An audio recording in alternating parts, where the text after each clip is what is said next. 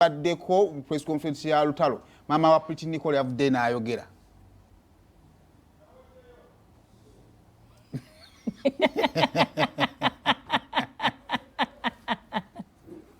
Headline zikati atwatwe kibagala owuli. Nyo mwebalire ddala.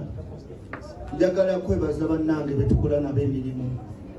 Ngenda kujja okucelebratingire wamu emyaka 15 nga mwagira Lutalo.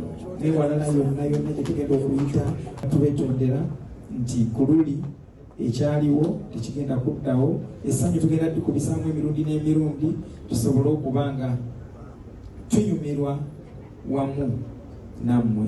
Nsooka okubeebaza abafaanizi bange mwenna abangoberera nti mwebale nnyo, mwebale ddala okuyimirangawo wamu nange.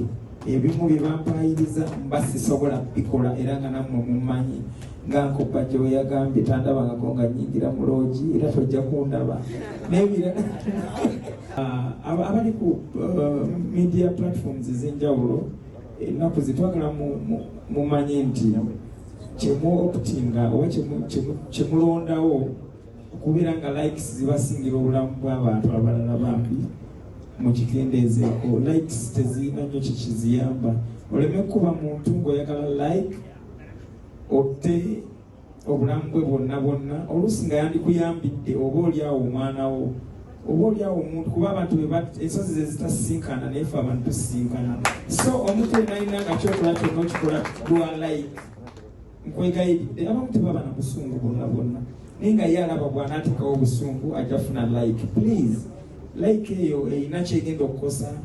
Bagamba ebivumo oluusi tebiruma naye nze njala mbabuulire nti tebimenya ggumba naye njala mbabuulire nti bimenya omutima. Mpozi n'ekirala waliwo abantu baffe abaali bafuna tickets luli.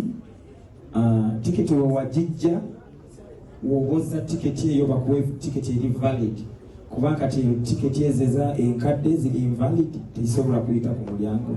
Naye buli owajja ticket luli gendawo tukwegayiridde gendawo ne ticket eyo yennyini badisikaninge bakuwe ticket entuufu. Buli omu mu mutendera mwe yali agulidde ticket eyali wa table kola kyekimu.